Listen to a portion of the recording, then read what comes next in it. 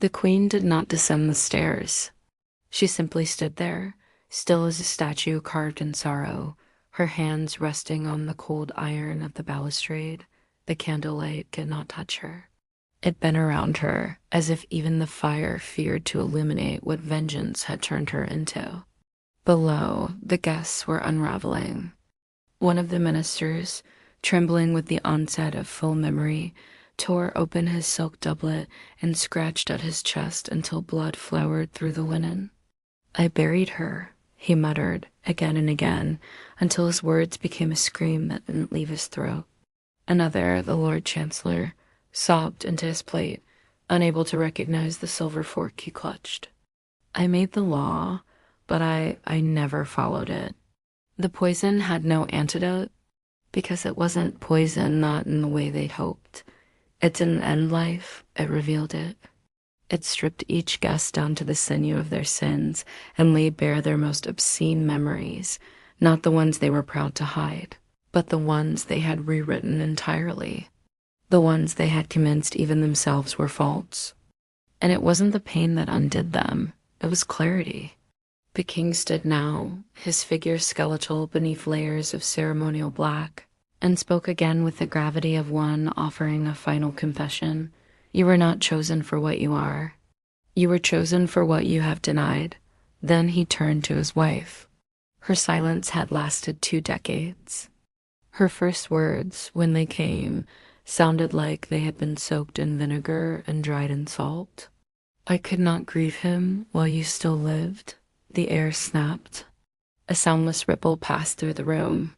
One of the chandeliers fell, crashing through the feast, scattering embers and glass across roasted swan and candied plums. A steward ran forward to extinguish the flame, only for the guests to realize there were no stewards. There had never been any.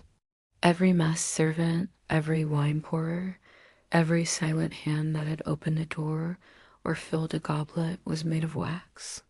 Carefully sculpted mannequins with glass eyes and skin painted too perfectly.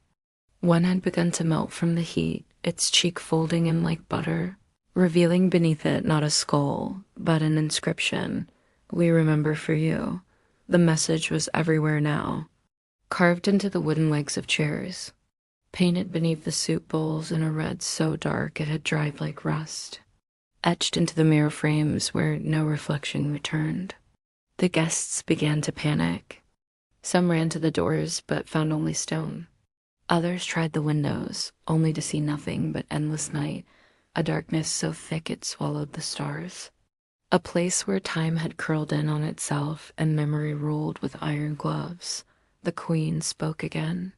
"You live like the world would never accuse you. Tonight, the world remembers. It wasn't a curse. It was a reckoning." The palace itself had become a tomb of recollection, its walls swollen with the weight of truths too long denied. Every candle burned with the face of a past crime.